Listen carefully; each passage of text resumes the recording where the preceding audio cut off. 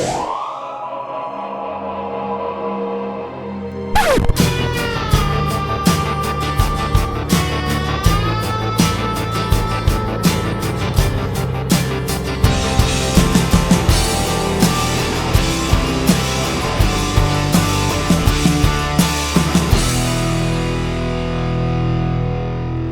there, welcome out to the shed with me, Jennifer Kirk. We're going to be having another shed chat, and we're going to go through a few bits and pieces of things that have been happening. And today I shall mostly be enjoying a rather fine Tesco carver.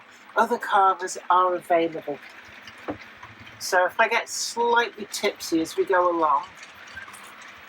Oh, I do love a fizzy white wine. It's like champagne, except without the extraordinary price. Actually, on my wedding day, I actually said, you know what, I prefer carver to champagne. So we did have a couple of bottles of Bolly, but whilst we were getting ready and getting into the dresses and doing the makeup and stuff, we had about 6 bottles of carver. There was more than just me and Zoe. There was probably about 8 or 9 people passing through drinking those, but certainly we were quite nicely sourced by the time we went for the main ceremony. Actually, this train's a little bit noisy. I stopped the other one because it was a little bit noisy. And it's the new Hornby coal hopper wagons. I'm going to bring it round so it will possibly appear on shot, just so you can see it. But I got the new Class 76 Woodhead Electric running here, and just bring that to a halt. But it looks really, really good with all of the Hornby 21-ton ex-LNER mineral hoppers, coal hoppers. And I've got 8 different ones that they brought out so far. I think the only ones I'm missing are the 4 different ones that they've done in the tops lettered HTO wagons. And I'm really annoyed because they're the ones I wanted more than anything else. They did a 3-pack and I missed out on those. And then they recently released one singly, and I can't get them for love nor money. I've got it on order through Arcadia Models, and even though Hornby are apparently still showing them as available, they haven't delivered anymore. So he was chasing those up last time I spoke to him. Anyway, how are you doing? It's really good to have you along here, actually. It's always nice to be out in the shed, shooting the breeze. And I'm going to go through some of your questions. There's a few comments and stuff that have come up on the channel. So I'm going to go through some of them. I tell you what, if you need a drink of any description, feel free to pause this video, tootle off to either the shops or the kitchen, grab yourself a nice cold one, whatever's your poison, and then unpause it when you get back and you won't miss anything. Welcome back. Nice to see that you've got a drink as well. Cheers. Oh, that is a nice carver. I do like a nice carver. Sometimes I'm in a beer mood, sometimes I'm in a wine mood. Today I'm in a carver mood. But let's have a look and see what we've got going on. The last video that went up, I did a how-to guide, part of the Volvlog series that I've been doing. And it's something that I didn't used to talk about at all, really. My love of cars and engines and all things mechanical. And when I was growing up, I was in Sea Cadets and I trained with them as a mechanical engineer. And the big plan was to go off to university, do a mechanical engineering degree and go into the Navy. That didn't actually happen, but I've never lost my love of all things mechanical, and I've been rebuilding a 1996 Volvo 850. I've talked about this before, and if you watch the Volvlog, it gives you snippets about that. But one of the big issues with cars of this sort of vintage is when they start to get a little bit more complicated, a lot of electronics coming in, and I built myself a flash code reader to be able to read the ECU faults, because it was at that age where it's starting to throw up random faults. And whilst I can find descriptions on how to use these things, and also a really helpful wiring diagram on one of the Volvo fora about how to build these, I've never seen a video of somebody actually using it. And I thought, if a picture says 1,000 words, then a video is better than 1,000 pictures. So I recorded a video of me using that to get a genuine fault code out of the Volvo whilst I was repairing at a vacuum leak. And hopefully that'll be helpful to some people. But certainly we've got here Malcolm Payne. Hi Malcolm, good to have you along. He says, you certainly know a thing or two about Volvos. And yeah, I think, it's one of those things that when you've had a vehicle for, I've owned it now for 13 years. And my father before me had the car from about 2000, about 2000, maybe 1999.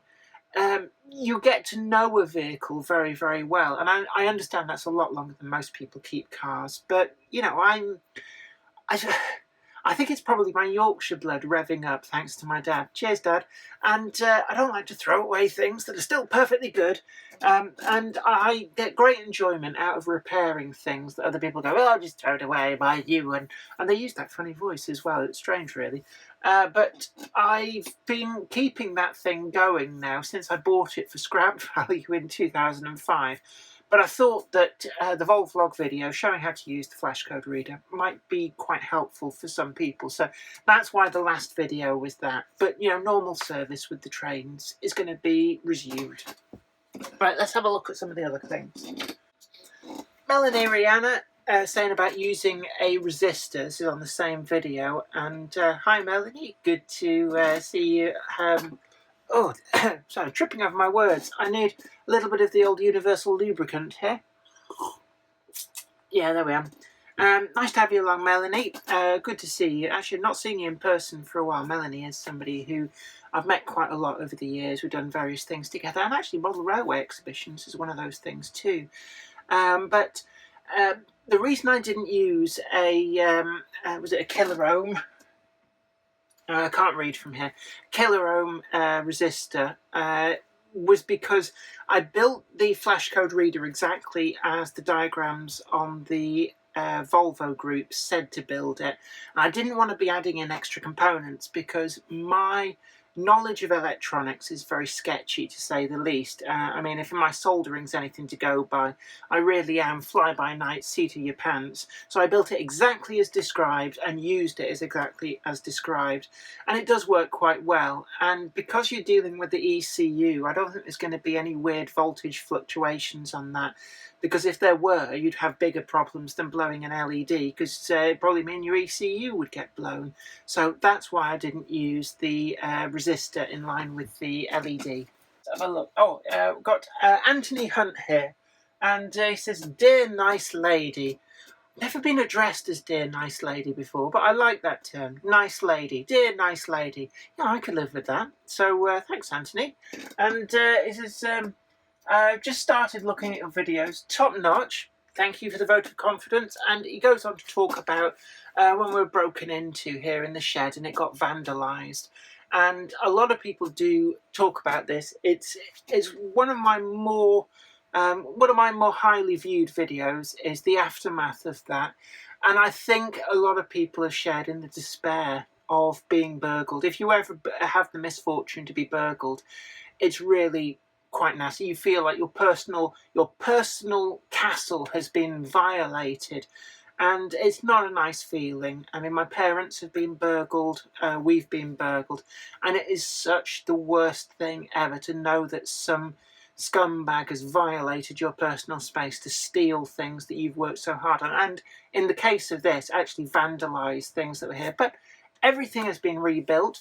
The scumbags were caught, and I got most of my stuff back. So, it turned out all right for me in the end. Let's have a look. What else have we got? Fred's Trains, and it's all written all in uppercase. So I think I'm supposed to shout this. I saw you on the telly. Sorry, Fred, but I couldn't resist it. But yes, you will have seen me on the telly. The biggie thing is probably Biggest Little Railway. I was in that, and you'll have also seen me flitting in the background on a couple of other things. I think it was this morning, back when it used to be filmed at the Albert Docks at Liverpool.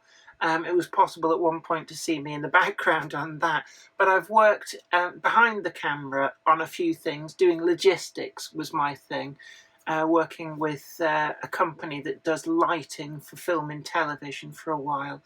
So I got to be behind the scenes on a number of, I'm not going to say Hollywood films, because they're actually being filmed in this country, but certainly feature films and some TV series, some stuff for, let's see, Amazon Prime and BBC as well. I did a few bits and pieces, but I was like a third-party contractor, simply doing logistics for running lighting rigs and generators and stuff between the big warehouse depot where all this stuff was stored and the various on-location places. So it was all good fun, actually, and they got really good craft services, so you always get a good feed when you work on film and television.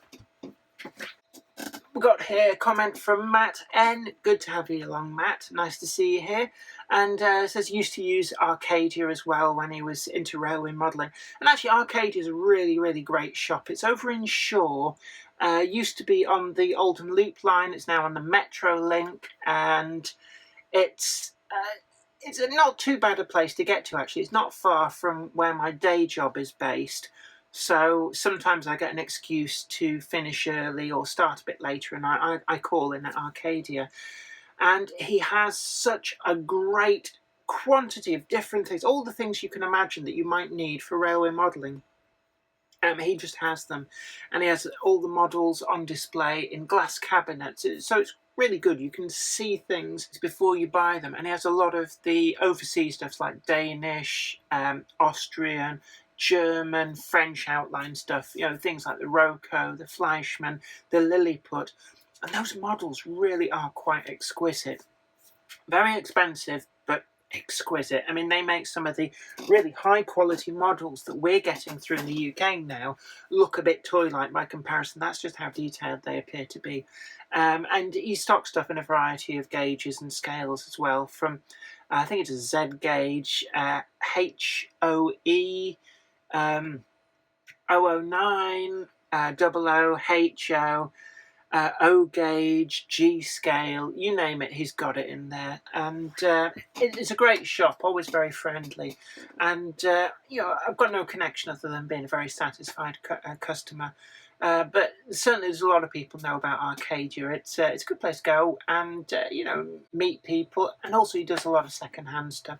So you've seen on some of the box opening and reviews, things like the Helgen Class 76 that we got down here. There's also a Bachmann Class 46 there on the other line. Both of those were obtained second-hand at a really favourable price through Tim at Arcadia. And it really is just potluck, you know, just seeing what's in when you go in. Got here a comment from Willing Sinner. Hi there, good to have you along. And says, let's see now, glad you enjoyed your visit to Birmingham. And actually, yeah, there's a couple of people have left comments. This is about a trip to Birmingham video that I put up. It was a bit short.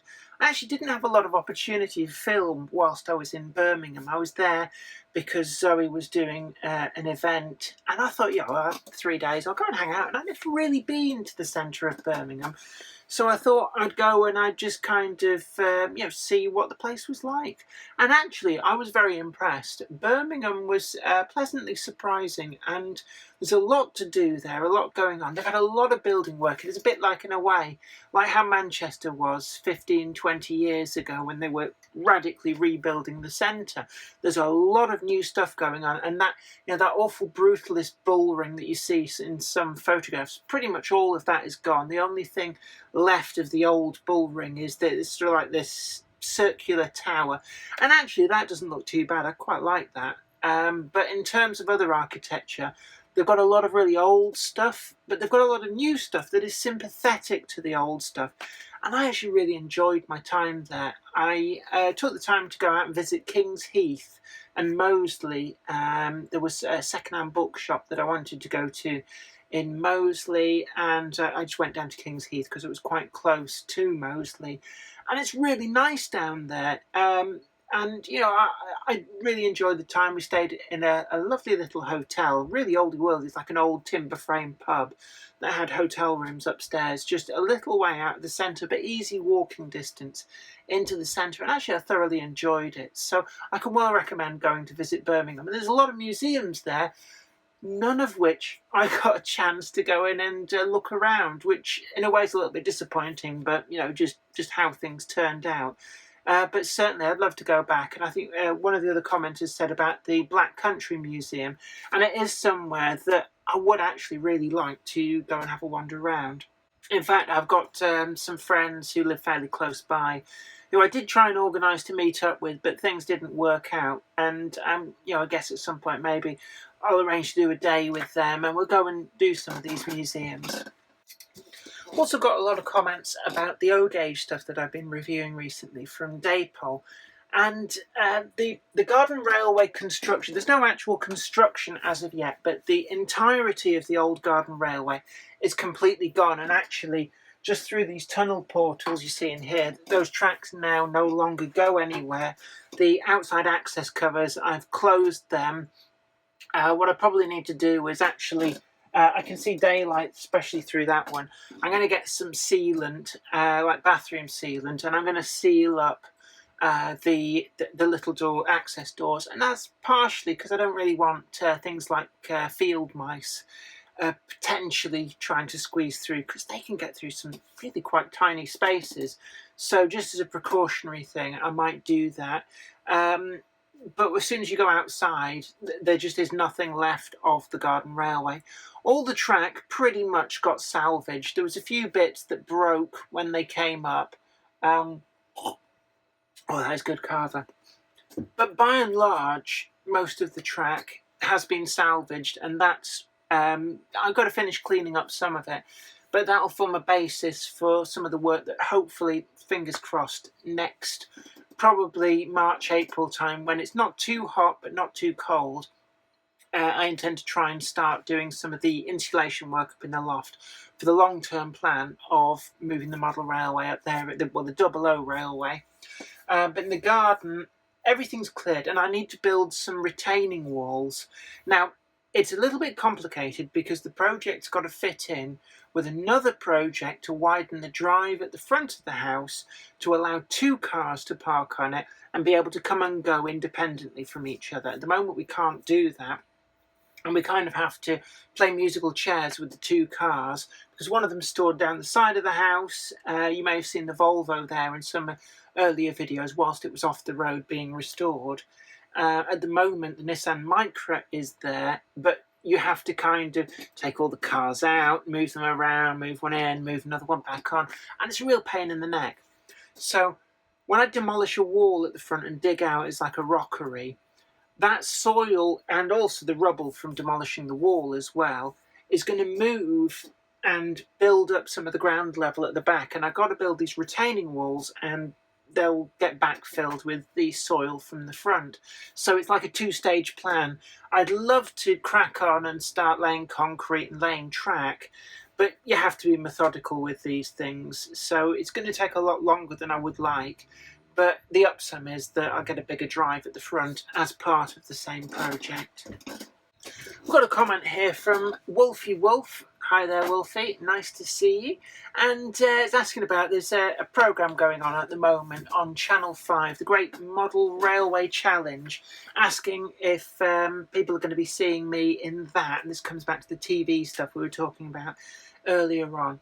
The answer to that is no, I'm not involved in the on-screen side of Great Model Railway Challenge. I was involved in the very early days of the development of that, when they were looking for people to be involved. And actually, you'll have seen the episode with Team Sci-Fi. I feel a little bit guilty in a way. The reason that they're Team Sci-Fi is because of me, because I'm the sci-fi author. And I was the leader of that team in the earlier stages, and the format of the programme kept changing, chopping and changing. We got told one thing, then it changed, and there was another. And as the leader of that group, it was very, very stressful. I know other people did drop out due to the stress of all these changes and the demands placed on them. So I wasn't the only one to decide that actually it was just causing me an awful lot of stress and other work commitments as well, trying to juggle them around. So I dropped out a couple of months before filming, and I was then replaced with somebody else in that team. But you know, I've followed what's going on. It's an interesting project, and I haven't had a chance to actually watch any of it. I don't tend to watch television. This is not, you know, against any program in particular. This is TV in general. I don't really have time, and we stopped bothering with live television a long time ago, probably about 8 years ago now.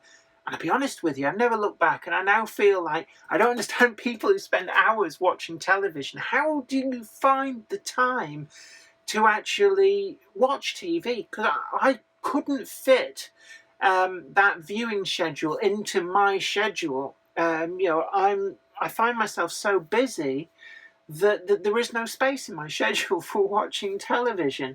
So, you know, hats off to those of you who can find hours and hours to keep up with reality television. But no, sadly you won't see me in that. Possibly if it comes back next year or the year after for a series 2, then knowing now what I know and them having kind of ironed out all the wrinkles in a new format, and new formats are always difficult. They've always got to find their feet. If you look at the first series of, say, Mock the Week, it's quite different to the Mock the Week that we get now. And also, have I got news for you? If you ever get a chance to watch the very first series of that is a very different beast from the very slick program that it is now. So these things do develop from experience, and you know, people get to know what they're doing. So never say never. I could come back and apply for a second series if they do that. But, you know, if they'd have me, they might go, oh, no, not you. You went and dropped out last minute. We're not having you back. And, you know, not to say that they would say that, but certainly I haven't ruled out making an attempt to be a part of a Series 2, should that actually happen. It's good carver. Let's see what else we got. We've got a comment here from Anthony, 1956. Oh, I like that. That's a really manly name. What were we talking about? Oh, yeah, multiple scales being the kiss of death. I think I've talked about this before. And I know I've started buying O gauge. I've broken my rules. Generally speaking, if you try and go after a broader and broader set of interests, you're on a hiding to nothing, because you won't have the time to devote to them all. You certainly won't have the money. And you end up spreading yourself too thinly, and you can't enjoy any one in particular to the max. And I think that is a risky business. That said, the Daypol O gauge has just really blown me away a bit. I just love the stuff. It's so well made, so well detailed. It's got such a presence to it that I've broken that rule for the garden. And at this stage, and you can quote me on this, and I may well break this rule as well, but it will remain for the garden. I don't envisage building an O gauge actual proper indoorsy layout. That said, you know, there's a lot of things that I said that I'd never do, which I've then subsequently done in life. So, okay, I'm going to start wrapping this up, because the carver's going, it's like a rush of carver to the head. But we've got a comment here, James Pets, and hi there, James, good to see you. And it says, I do approve of your William Morris tablecloth. Now, this was some of the box openings and reviews, in light of some people saying it was quite hard to see the detail when I was doing them on a whiteboard. I thought a whiteboard, nice and clinical, it would help show things up. Au contraire, the cameras decided that they would kind of bleach out the item because of the white of the board. So I tried doing some on the tablecloth on my dining room table. This tablecloth came with the table, one of 2 tablecloths. When my parents inherited my grandmother's antique, it's sort of, I think it's Edwardian dining room table with a lovely Archimedes screw to make it get longer, and then you insert some extra pieces in the middle. It's a wonderful table. And then they've got 6 chairs, like proper carved oak chairs with red leather padding. It's really nice. But when they inherited that from my grandmother, there was this sort of cascade effect. So I then inherited, got given the dining room table and chairs that my parents had had since I was probably about 4 or 5 years old, which is probably an early 1970s table and chairs. I think they look nice, but they're a weird shape. It's not square, it's sort of oval, which makes it really annoying for tablecloths and stuff, and also setting the table. But, you know, it does the job. In fact, the chairs always remind me of the chairs that came with, if any of you have ever been familiar with something called a Caroline home, which is like a doll's house with little miniature, really quite posh miniature furniture. And it's the sort of stuff that, rather than playing with, people who collect this stuff would go for, because it's got that kind of level of detail. It's more of a model than a toy. But the chairs always remind me of the chairs that you could get for a Caroline home.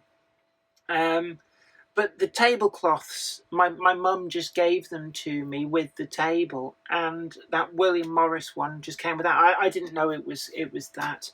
To start with, it's just, I wouldn't call it an heirloom, it just kind of came with the table.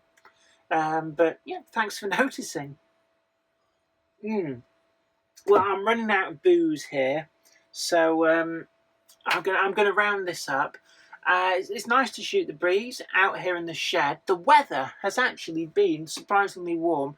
We haven't used our central heating yet, other than a quick half-an-hour blast, just to test that it was still working okay, which was probably a prudent thing to do. We've lit the fire a couple of times, but isn't it warm? You know, we're now midway through October here. And the weather outside it's almost warm. In fact, the other day when the wind was blowing, the air was warm. So unlike in previous years where being out in the shed like this would be far too cold, I'm just here with, I've got my summery top, I've got a cardigan on, but actually it doesn't feel like I particularly need it. It doesn't feel cold out here. It's great in a way. The only problem with that is that we're going to get all the insects will survive in greater numbers the winter. So we'll get wasps and blue bottles and stuff, unless there's a really hard cold snap. I don't know what they've got in store for us. But it'd be interesting to see. But right now, we're saving a fortune on the fuel bills. Anyway, I hope this has been great to just sort of come and hang out with me in the shed here.